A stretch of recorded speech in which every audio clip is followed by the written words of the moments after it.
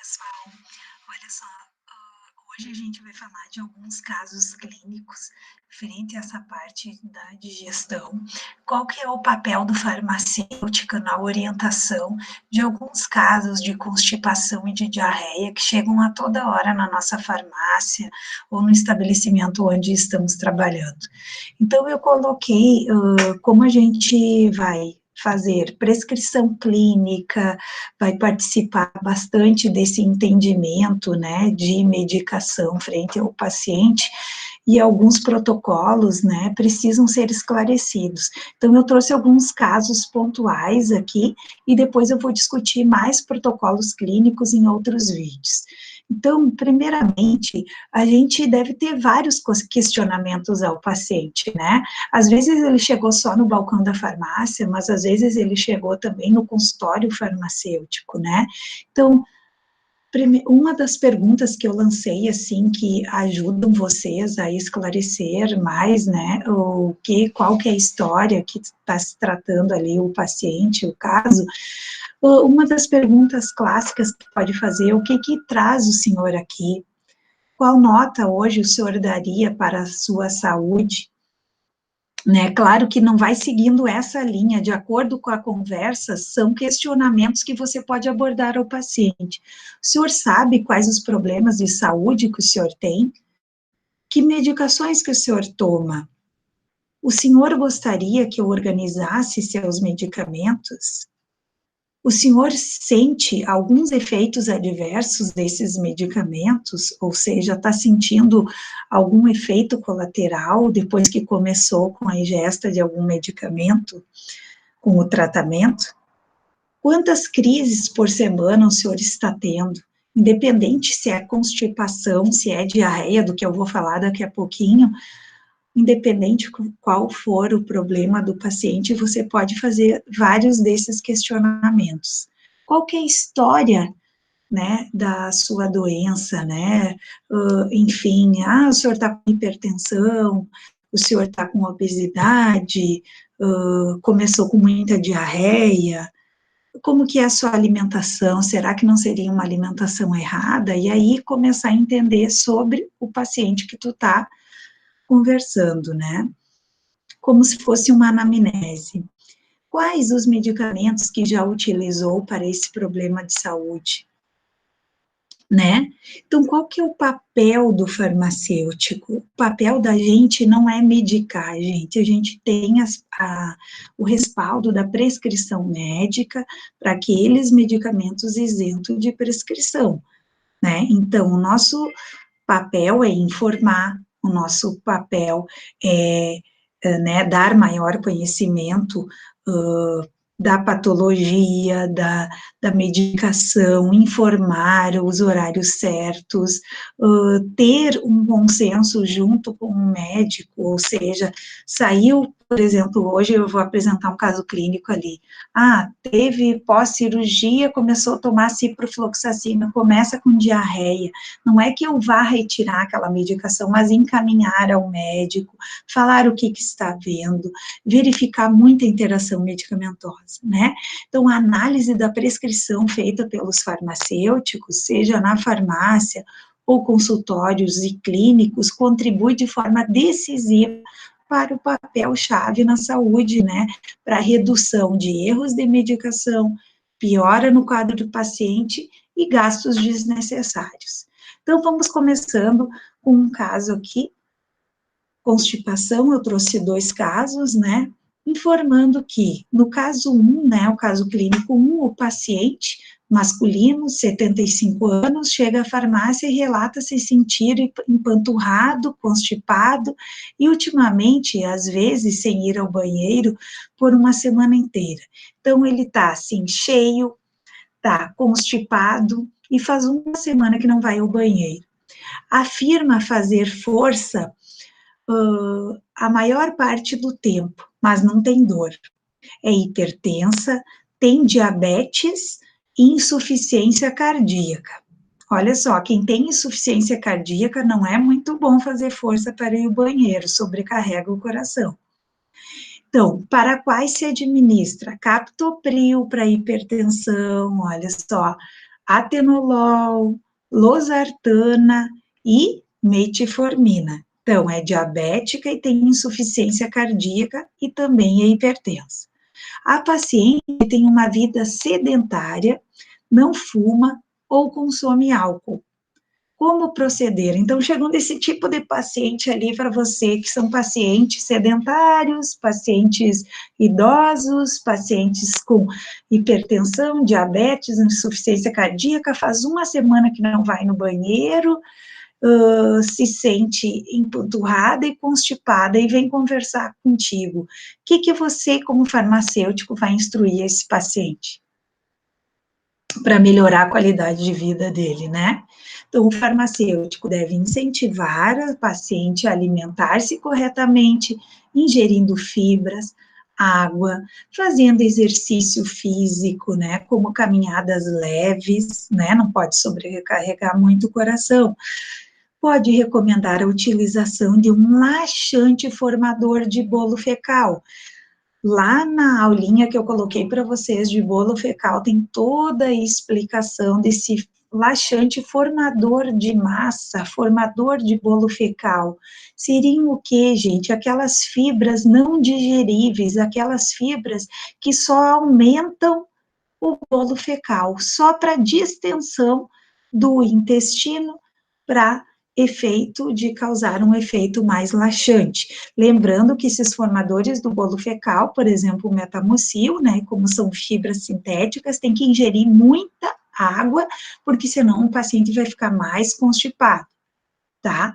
Então, deve ser administrado, pode se indicar isso aí para o paciente, contudo, tem que prestar bem atenção, a utilização do losartana e do atenolol aumenta a concentração de potássio, e o potássio que é um causador da constipação.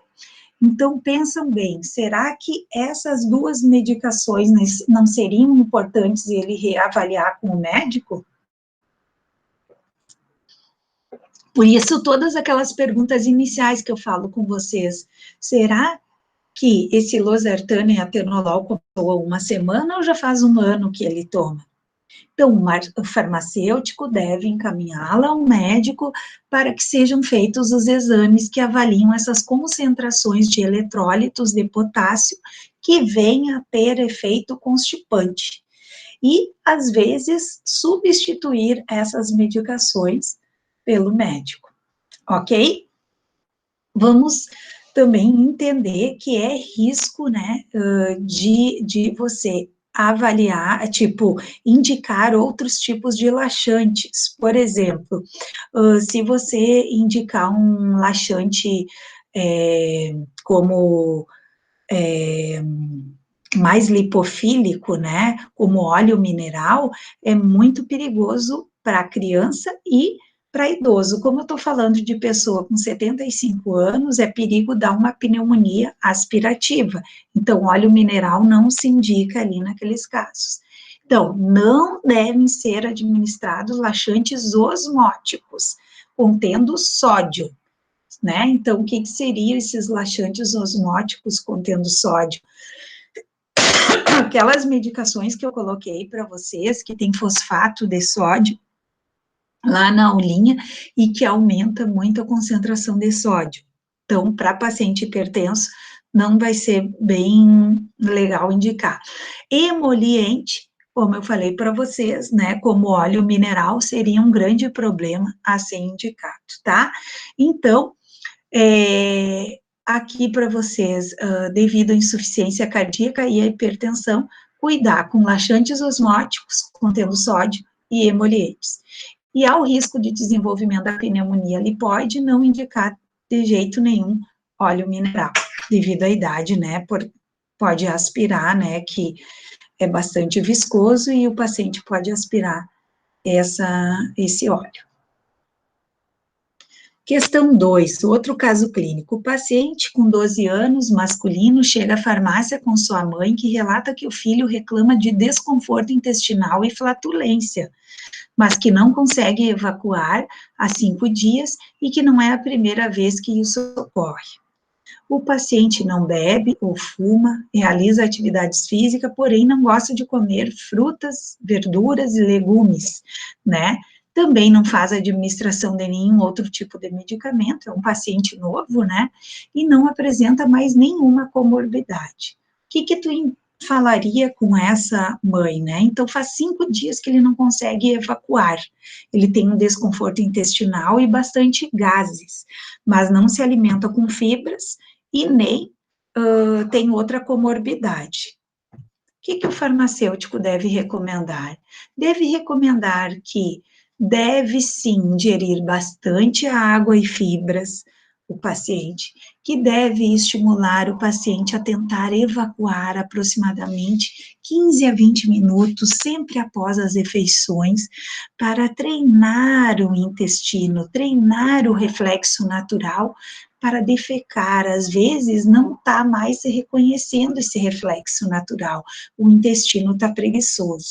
Ele pode indicar o uso de laxante formador de bolo de massa fecal, né, como eu falei, o metamocil em doses adequadas para aquela idade, né, se não resolver, pode acrescentar um laxante osmótico.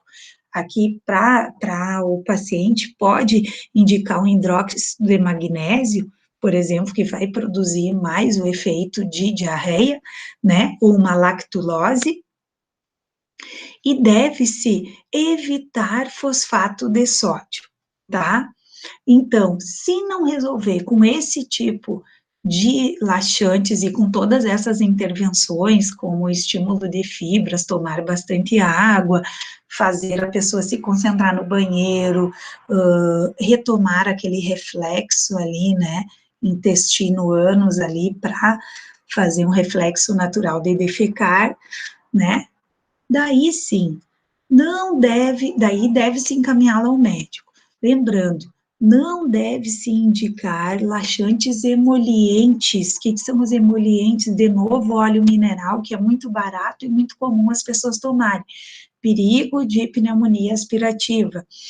Ou também estimulantes irritantes às crianças. Quem são os estimulantes irritantes? Lactopurga, bisacodil, né, que a gente que é um irritante natural, o chá de seme, óleo de rícino também não, certo? Porque daí o intestino fica viciado e esses irritantes não são recomendados para criança. Vamos lá agora, trocando de patologia, a gente vai para outros sintomas, sintomas de diarreia. Antes nós estávamos em 2 casos clínicos de constipação, agora nós vamos para a diarreia. Então, terceiro caso, paciente feminino, 30 anos, chega à farmácia relatando estar com uma diarreia. Diz que tem evacuado 3 vezes mais que o normal e que o sintoma já iniciou há 1 dia atrás. Então, ela tem evacuado 3 vezes mais e faz 1 dia que ela está evacuando desse modo. Não apresenta náusea, vômito, dor abdominal ou febre. Então, às vezes, não tem sangue ou muco, e não, as fezes não têm sangue ou muco, e não, então não tem disenteria, né, e não são fluídas, só aumentou o trânsito intestinal. A paciente não viajou recentemente, em anamnese, o farmacêutico não identifica sinais de desidratação, porém descobre que a paciente foi internada há 1 semana atrás por apendicite. Então, após retirar o órgão, o médico prescreveu um antibiótico como a ciprofloxacino, 400 miligramas, via oral por 14 dias. Como que deve proceder esse farmacêutico? Para começar, tem que olhar a dose da medicação, se está correta ou não, e a posologia, né? Então, o farmacêutico, ele deve recomendar reidratação oral, porque aumentou o número de fezes, tá, de evacuações, então, diárias, então, ele deve recomendar reidratação oral com bebidas contendo glicose e ricas em eletrólitos, tá, a paciente deve evitar se alimentar com leites e derivados de comida apimentada, estimulantes, irritantes intestinal, comida pesada, gordurosa, para não tentar evacuar o número maior de vezes possível. O profissional deve encaminhá-lo ao médico, pois a diarreia deve estar sendo causada pelo antibiótico. Como a gente não pode retirar antibiótico e outra, se retirar, se pode causar uma resistência bacteriana, então o médico tem que reavaliar. Então, o médico deverá analisar o caso possivelmente para prescrever outro antibiótico, já que a permanência da diarreia por mais de uma semana, o período que a paciente deverá administrar a cipro, pode causar desidratação e danos à saúde. Então, quem vai ter que reavaliar vai ser o médico, sim. Ok? Vamos para o quarto caso. Paciente masculino, 4 anos, chega com a mãe na farmácia que relata que o filho está com diarreia desde manhã do mesmo dia. A mãe informa que o filho evacuou mais de 7 vezes e que as fezes apresentam-se menos consistente que o normal. A quantidade também é maior. Então, não apresenta náusea, vômito, dor abdominal ou febre. As fezes não têm sangue nem muco e não são fluídas, então não indica nada ainda de fundo bacteriano. A mãe relata que a família viajou para o Peru e voltaram há 3 dias. Então, em anamnese, o farmacêutico identifica sinais leves de desidratação. Como proceder? Num outro vídeo, que eu vou falar de reidratantes orais, a gente vai falar dos sinais clássicos de desidratação, ok? Então, o farmacêutico, ele deve indicar reidratação oral, porque ele apresentou sinais leves de desidratação, com bebidas contendo glicose, rica em eletrólitos, né? Petalite, vários soros de reposição oral, né? Soluções de reposição oral.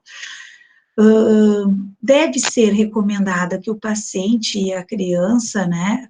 Se apresentar sinais leves de desidratação e não resolver com aquele soro, deve ser encaminhada ao médico. A alimentação do paciente deverá ser, não ocorrer com restrições.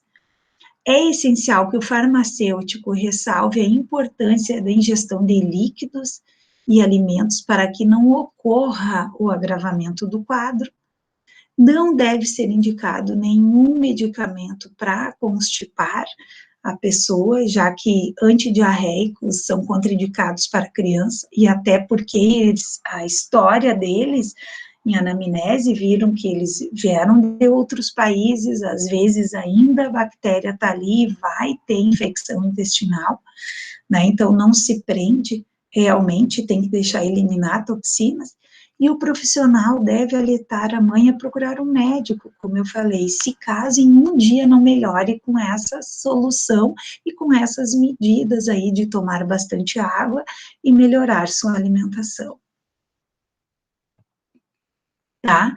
Mesmo que o paciente tenha visitado uma área endêmica, ele não deve estar diretamente encaminhado ao médico, então espera um dia, porque ainda ele não apresenta sinais de sintomas, como uma infecção até o momento. Caso apareçam, sim, daí deve ser encaminhado aos médicos. Ficamos aqui com esse vídeo, daqui a pouco a gente já entra com outro vídeo de reidratantes orais.